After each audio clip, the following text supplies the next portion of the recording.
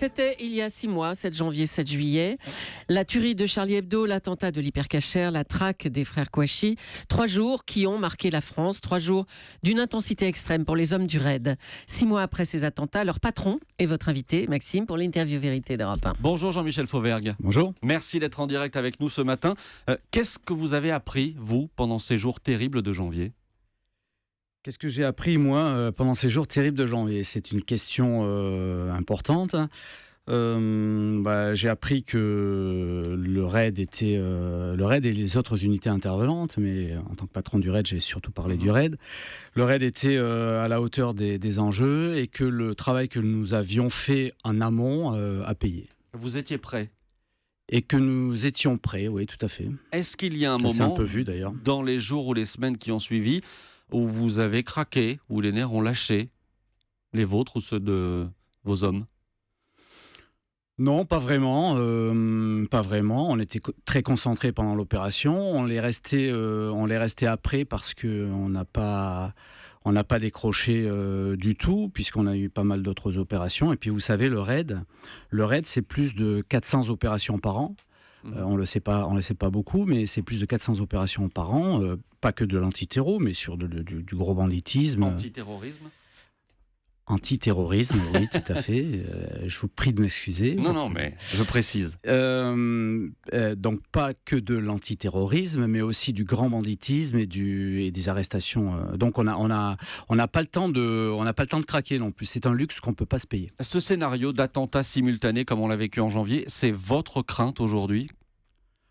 C'était déjà une crainte à l'époque et c'est un des scénarios qui reste plausible. Comment vous vous y préparez aujourd'hui ? On s'y prépare comme on s'y préparait avant et en rajoutant aussi des choses des enseignements que l'on a tirés de janvier, et on s'y prépare de diverses manières. D'abord, lesquels, les enseignements ? D'abord, on s'y prépare en continuant une sélection très très très importante pour nos effectifs. On a sélectionné des effectifs tout à fait récemment, donc ils sont très bien préparés individuellement. Ensuite, en travaillant sur le collectif, et ensuite en travaillant en rentrant plus à fond dans des process d'intervention tout à fait particuliers, et en essayant de développer aussi des équipements particuliers, mais que je ne développerai pas ici. Est-ce que ce qui change la donne, c'est aussi que vous avez face à vous, à ce moment-là, des hommes prêts à mourir ? Alors ça, c'est pas nouveau et on y a travaillé. Nous, le RAID en particulier, y a travaillé à partir de l'affaire Mohamed Merah. On considère au RAID que l'affaire Mohamed Merah, c'est l'an zéro de ce type de terrorisme. C'est-à-dire des gens qui tuent, des assassins qui tuent des femmes et des enfants et qui ensuite se réfugient soit avec des otages, soit sans des otages, et qui ensuite attendent que les forces de l'ordre, et en particulier le RAID, viennent les chercher et chargent le RAID pour aller trouver la mort en martyr. Donc ça, on le savait. On sait qu'on est sur ce profil-là et on y travaille. Et on y travaille encore et toujours. Mais ça veut dire que vous ne cherchez plus forcément à négocier pendant de longues heures, comme ça a été le cas pendant l'affaire Merah ? Non, ça ne veut pas dire ça. Ça veut dire qu'on évolue sur nos process d'intervention d'assaut, mais qu'on évolue aussi sur nos process d'intervention de prise de parole avec le radicalisé. Donc on leur dit autre chose. Concrètement, ça veut dire quoi ? Je ne peux pas vous dire ça. Je ne veux pas tout vous dire. C'est une manière de faire qui, y compris en prise de parole, qui est différente. D'être face à des terroristes prêts à mourir, est-ce que ça change quelque chose dans la tête de vos hommes ? Sans doute, mais sans doute que ça change quelque chose dans la tête des uns et des autres. Mais vous savez, le RAID, je vous ai dit tout à l'heure, plus de 400 interventions sur des interpellations risquées.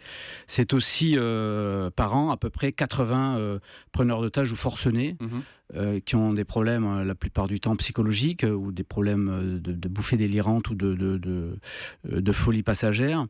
Et c'est quand même à la négociation, 80% des affaires réussies à la négociation. Mais on est sur un autre domaine. Donc les gens sont préparés à ça. Mais d'une manière générale, toutes les interventions sont très dangereuses.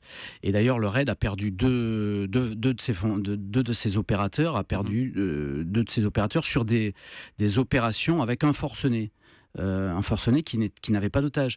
Donc ça veut dire que toutes les opérations sont dangereuses et que, bien sûr, celle du radicalisé, telle qu'on l'a vu à Vincennes, est particulièrement dangereuse et visuelle, mais toutes les autres opérations le sont aussi. Ces jours de janvier, on l'a beaucoup dit, vous l'avez rappelé au début de cette interview, vous avez travaillé en lien avec le GIGN, vous, policiers, en lien avec des gendarmes, donc ça veut dire que la guerre des services n'existe plus ? On ne peut plus se permettre une guerre des services ? Ouais, on va le dire. Bien sûr, non, on ne peut plus se permettre une guerre des services. Le citoyen ne le comprendrait pas.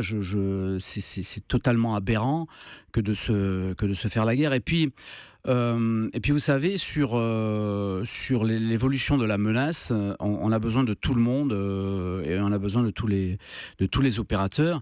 Et sur des grosses opérations, il n'est pas dit que demain on ne travaille pas sur le même secteur avec des objectifs certes différents, mais sur le même secteur. Mais tous les services ont partagé leur retour d'expérience. Vous avez partagé tout ce que vous avez appris, vous, policiers, avec les gendarmes ?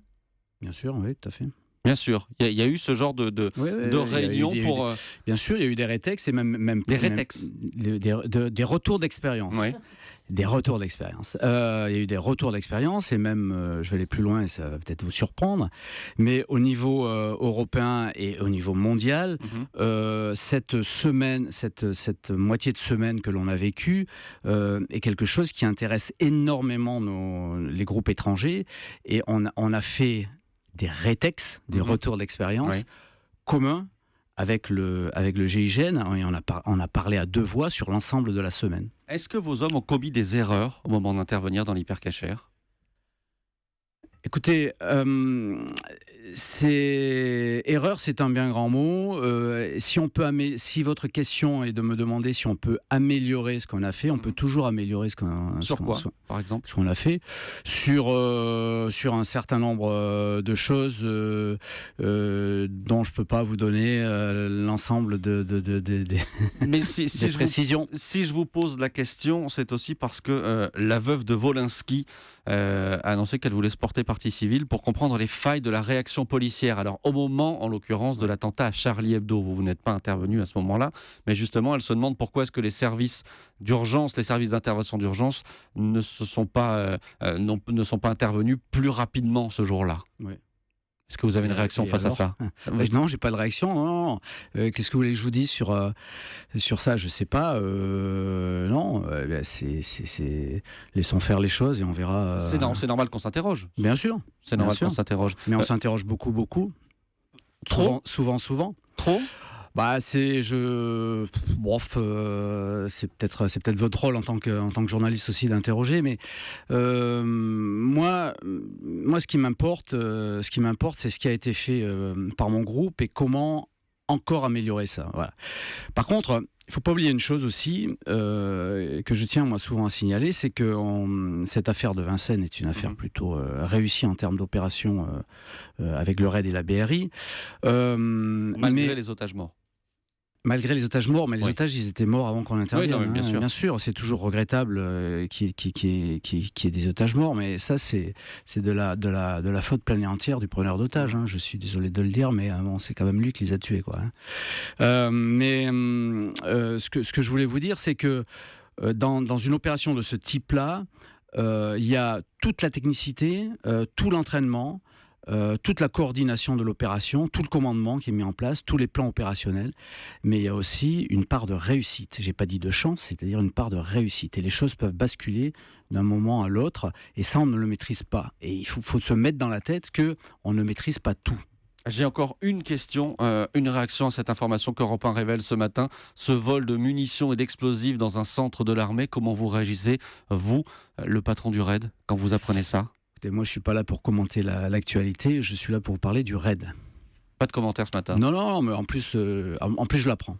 Bon, voilà. Merci beaucoup. Merci Jean-Michel Fauvergue, patron du RAID. Merci d'être venu en direct ce matin sur Europe 1.